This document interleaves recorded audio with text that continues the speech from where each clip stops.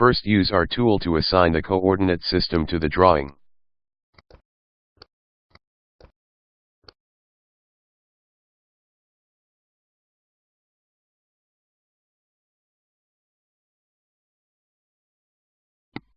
Then initiate our image place tool.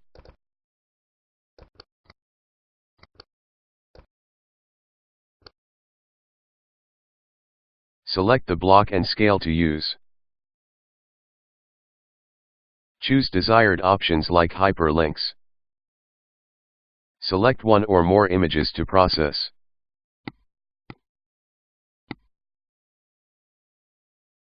You will see the latitude, longitude, altitude, and direction extracted from the image file along with the projected northing and easting values.